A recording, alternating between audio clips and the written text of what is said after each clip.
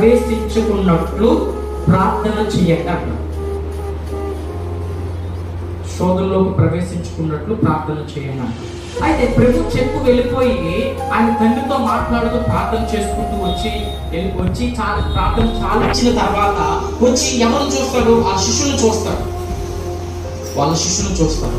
శిష్యుని చూస్తే వాళ్ళు ఏమై ఉంటారో తెలుసా? దుఃఖంతో నిద్రించుతున్నారు. దుఃఖంతో నిద్రిస్తారు. అంటే ఇక్కడ దీని మీనింగ్ ఏంటో తెలుసా? అనేక మంది ఆత్మీయ స్థితిలో నిద్రపోతున్నారు.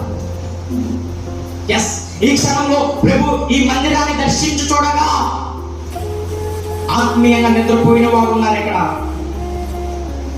ఆయన నీకు చెప్పినప్పుడు నువ్వు ప్రార్థన చేయాలి. ఆయన చెప్పినప్పుడు నువ్వు మాట నిలబెట్టుకోవాలి. ప్రభు వాళ్ళు చెప్పినప్పుడు బాగానే ఉన్నారు. ఆయన వెళ్ళిపోయిన తర్వాత వాళ్ళు ఏం చేశారండి?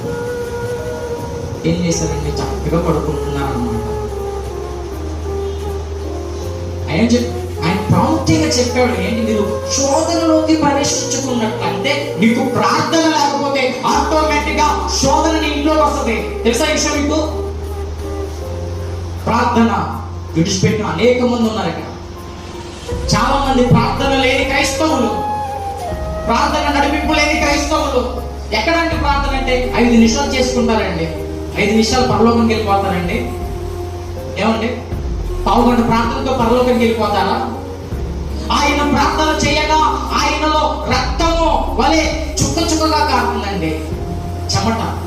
అంటే ఎంతటి ప్రార్థన చేస్తున్నాడో చూడండి.